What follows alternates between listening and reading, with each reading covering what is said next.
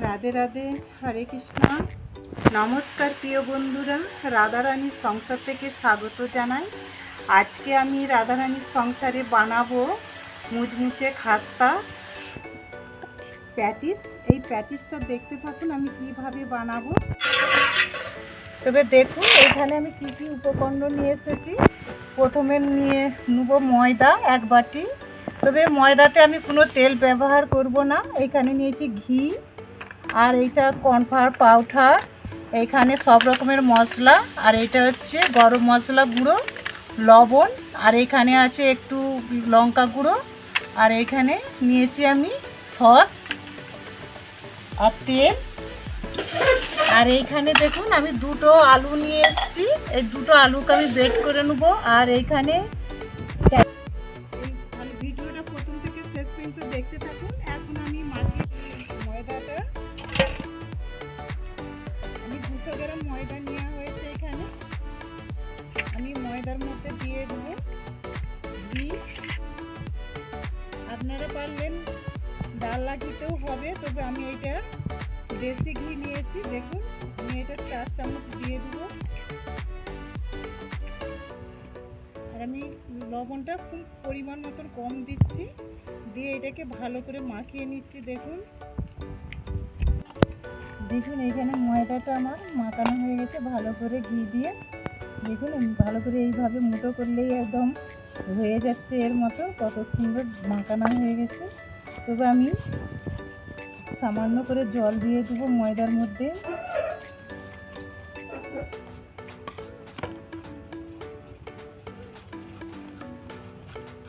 আপনারা পারলেন বর্ষাতে প্যাটিসটা তৈরি করে খাবেন। দেখুন আমার এইখানে ময়দাটা মাখানো হয়ে গেছে খুব সুন্দর। এইভাবে একটু খাস্তা করে মাখিয়ে নিতে হবে। আমি ডোটা এখন 5 মিনিট চাপা দিয়ে আমি রেখে দিচ্ছি। দেখুন ডোটা খুব সুন্দর এইভাবে যেন নরম নরম হয়। আমি 5 মিনিট চাপা দিয়ে রেখে দিচ্ছি ডোটাকে। এইখানে দেখুন আলুটা আমি দেখিয়েছিলাম, আলুটা আমাদের ক্যামেরাম্যান আমাদের এটা ছিলে দিয়েছে। আমাদের ক্যামেরাম্যানকে জানেন, আমার বৌমা। তবে দেখুন আমি আলুটাকে ভালো করে ধুয়ে নিচ্ছি, আর এইভাবে ভালো করে নিচুড়ে নেব আলুটা, যেন না এতে একটুও জল যেন না থাকে। দেখুন এইভাবে ঝরঝরে হয়ে এগুলোকে ভালো করে কত সুন্দর দেখছেন, কত সুন্দর আমার বৌমা চুলে দিয়েছে। আমার বৌমা খুব সুন্দর কাজ করে, দেখতেও খুব ভালো আর গুণেও খুব সুন্দর। এইভাবে ভালো করে নিচুড়ে জলগুলোকে সব বার করে নিতে হবে। দেখুন বন্ধুরা এখানে আমার এখানে কত সুন্দর হয়ে গেছে আলুটা। তবে আলুর মধ্যে আমি কি কি মশলা দেবো দেখুন। প্রথমে দেবো স্বাদ মতো লবণ, তারপরে আমি দিচ্ছি গরম মশলা গুঁড়ো, আর এইটা আমি সব রকম মশলা এটা ভেজে রেখেছিলাম 1 চামচ দিয়ে দিচ্ছি। আর দিয়ে দেবো লঙ্কা গুঁড়ো পরিমাণ মতন, যেমন আলু সেরকম পরিমাণ মতন আমি লঙ্কা গুঁড়ো দিচ্ছি। আর এইখানে দেবো ক্যারি পাতাটা আমি এখানে কুচি রেখেছিলাম, দিয়ে দিচ্ছি। আর এইখানে দিয়ে দেবো আমি সস।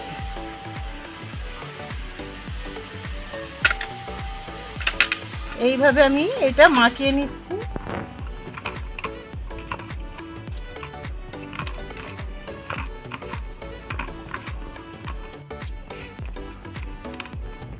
এইভাবে আমার এটা মাখানো হয়ে গেছে, আমি এখন রেখে দিচ্ছি। দিয়ে আবার একটা আমি ডো তৈরি করে নেবো। দেখুন বন্ধুরা এখানে আমার আলুর এটা মশলাটা মাখানো হয়ে গেছে। তবে এইটা আমি এখন একটু 4 চামচ আমি কর্নফ্লাওয়ার পাউডার আমি বাটির মধ্যে নিয়ে নিচ্ছি। দেখুন আমি কিভাবে এটা মাখাবো।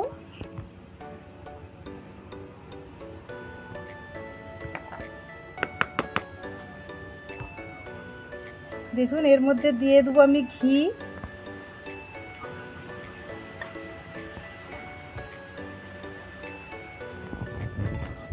এই ঘিটাকে আমি ভালো করে এতে মিশিয়ে নিচ্ছি একদম।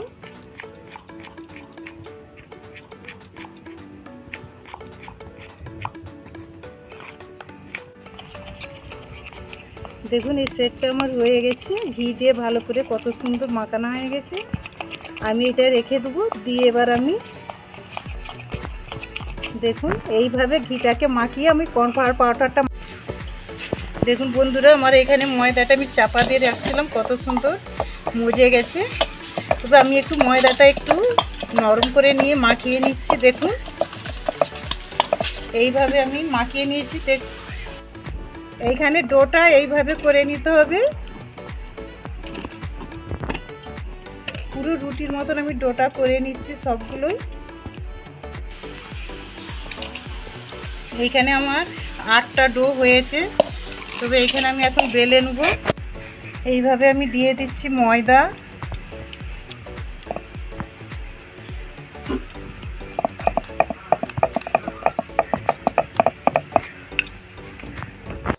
এইখানে আমার রুটিটা বেলা হয়ে গেছে। আর থালার মধ্যে আমি ছড়িয়ে দিচ্ছি ময়দা, যাতে না লেগে যায়।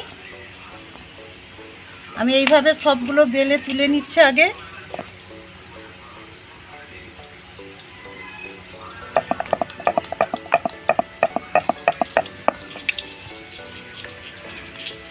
আবার একটা বেলা হয়ে গেছে। তবে রুটির উপরে আমি আবার একটু ময়দা ছড়িয়ে দিচ্ছি, দিয়ে এইভাবে সবগুলোকে আমি বেলে নেব।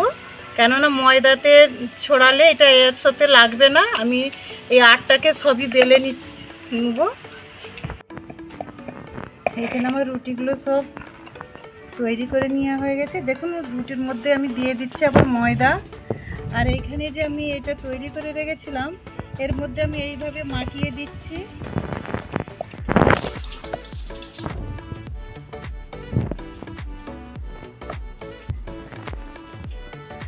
এর মধ্যে আবার আমি একটা চাপিয়ে দেবো। আবার দেখুন আবার এইটাকে আমি এইভাবে সব মাখিয়ে নেব।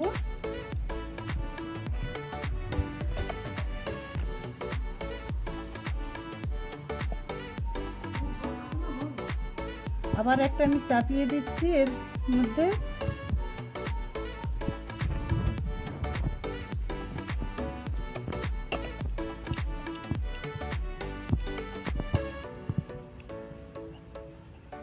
আবার একটা রুটি চাপিয়ে দিচ্ছি এর উপরে।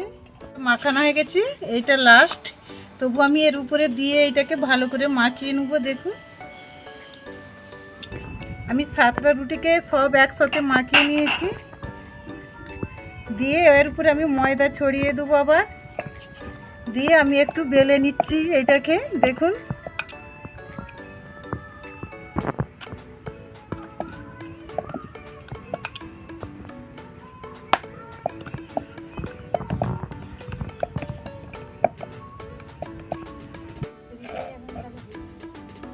দেখুন আমি এইটা সমানভাবে এইটাকে আমি সবটাই কেটে নেব কত সুন্দরভাবে।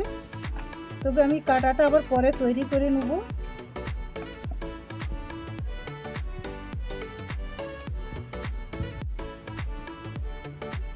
এইটা আমি সমানভাবে এক সরলভাবে এটাকে কেটে নিচ্ছি। দেখুন ছুরি দিয়ে।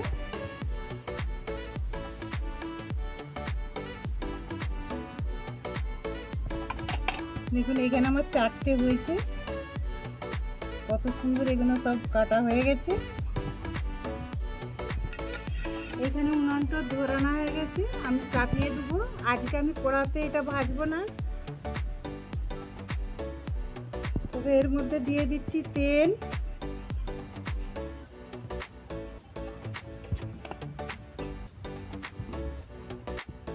দেখুন বন্ধুরা এইভাবে জল দিয়ে আগে ঝাড়গুলোকে আমি করে নিচ্ছি, যাতে না ছেড়ে যায়। আর এইখানে আমি আলুটা মাখিয়ে রেখেছিলাম মশলা দিয়ে, আমি দিয়ে দেবো এর মধ্যে। দেখুন এইভাবে এইটাকে মুড়ে নিতে হবে।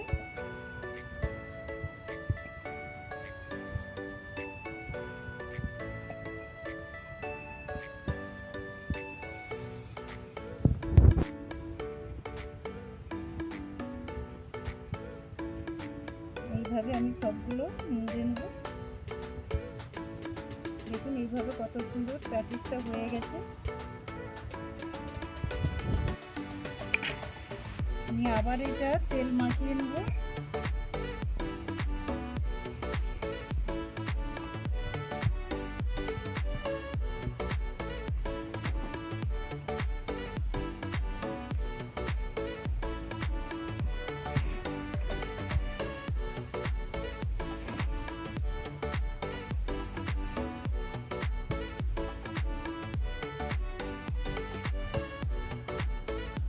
এইভাবে সুন্দর করে আমি সবটাই মুড়ে নেব।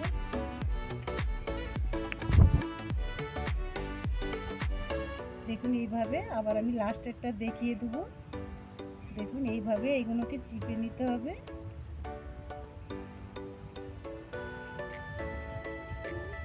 আমার প্যাটিসটা সব হয়ে গেছে। এখানে দেখুন কত সুন্দর প্যাটিসগুলো সব হয়ে গেছে। আমি 4টি প্যাটিস করে নিয়েছি। এখানে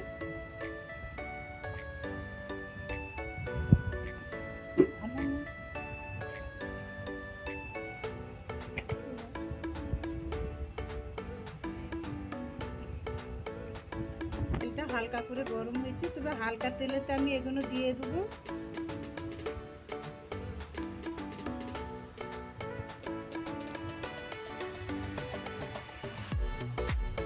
বেশি গরম তেলে দিলে এগুলো সঙ্গে সঙ্গেই লাল হয়ে যাবে, তবে এগুলোকে ধীরে ধীরে ভাজতে হবে।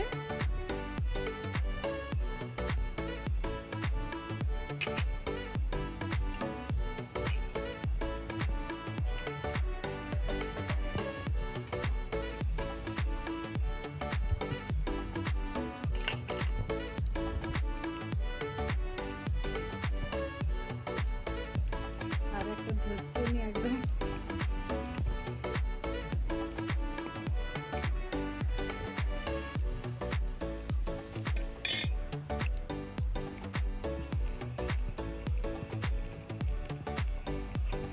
এইভাবে আস্তে আস্তে করে এগুলোকে উল্টোতে হবে। দেখুন কত সুন্দর একদম।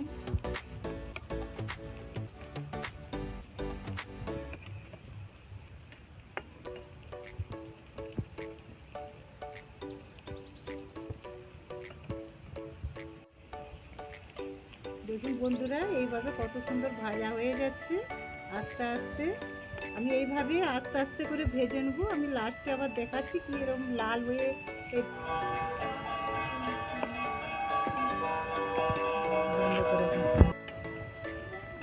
দেখুন এইখানে আমার প্যাটিসগুলো সব ভাজা হয়ে গেছে কত সুন্দর। আমি তুলে নেবো এবার প্যাটিসগুলোকে।